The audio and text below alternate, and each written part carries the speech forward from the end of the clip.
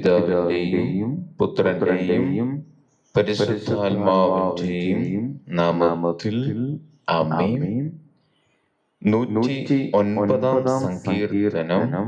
കർത്താവേ, പ്രതികാരം ചെയ്യണമേ. ദൈവമേ, ഞാൻ അങ്ങയെ സ്തുതിക്കുന്നു, അവിടുന്ന് മൗനമായിരിക്കരുതേ.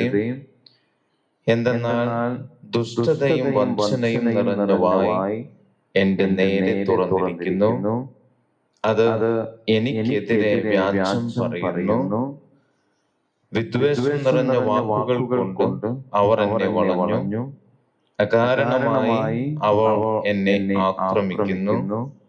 ഞാൻ അവർക്ക് വേണ്ടി പ്രാർത്ഥിക്കുമ്പോൾ എന്റെ സ്നേഹത്തിന് പകരമായി അവർ കുറ്റാരോപണം നടത്തുന്നു. നന്മയ്ക്ക് പകരം തിന്മയും സ്നേഹത്തിന് പകരം വിദ്വേഷവും അവരെനിക്ക് തരുന്നു. അവനെതിരെ ഒരു ദുഷ്ടനെ നിയോഗിക്കണമേ.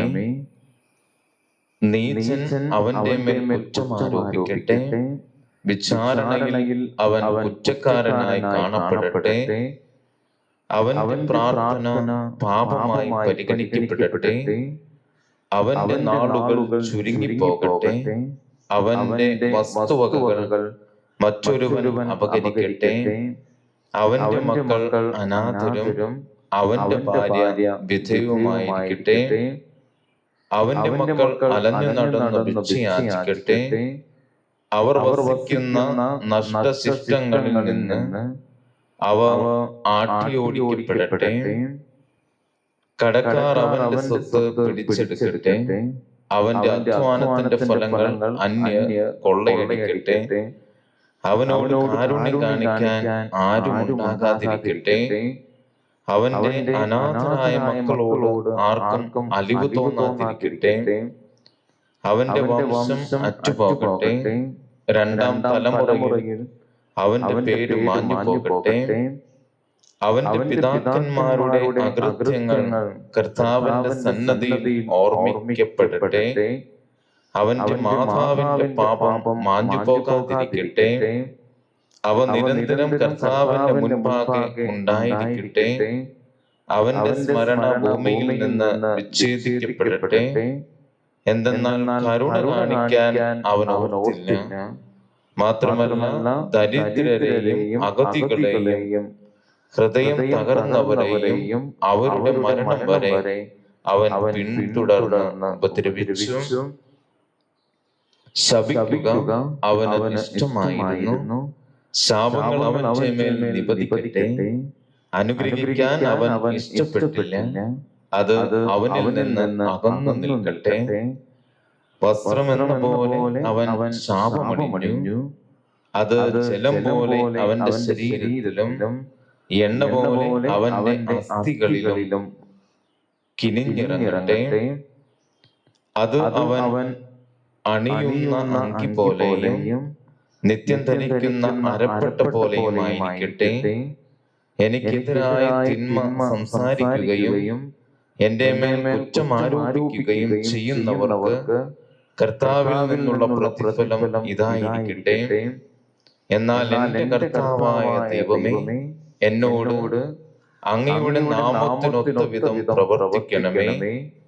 അങ്ങയുടെ വിശിഷ്ടമായ കാരുണ്യത്തെ പ്രതി എന്നെ മോചിപ്പിക്കണമേ. ഞാൻ ദരിദ്രനും അഗതിയുമാണ്. എന്റെ ഹൃദയം നുറുങ്ങിയിരിക്കുന്നു. സായാഹ്നത്തിലെ നിഴൽ പോലെ ഞാൻ കടന്നു പോകുന്നു. വെട്ടുകിളിയെ എന്ന പോലെ എന്നെ കുടഞ്ഞെറിയുന്നു. ഉപവാസം കൊണ്ട് എന്റെ കാൽമുട്ടുകൾ ദുർബലമായിരിക്കുന്നു. ഞാൻ എല്ലും തോലുമായിരിക്കുന്നു.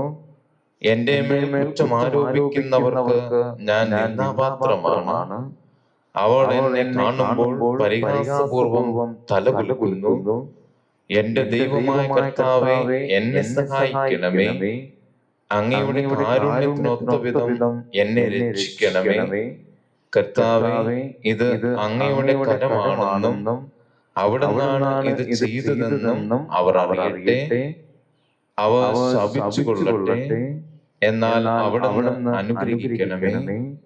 എന്റെ എതിരാളികൾ ലജ്ജിതരാകട്ടെ. അങ്ങയുടെ ദാസൻ സന്തുഷ്ടനാകട്ടെ. എന്നിൽ കുറ്റം ആരോപിക്കുന്നവർ അപമാനം ധരിക്കട്ടെ. അത് പുതപ്പെന്ന പോലെ അവരെ പൊതിയട്ടെ.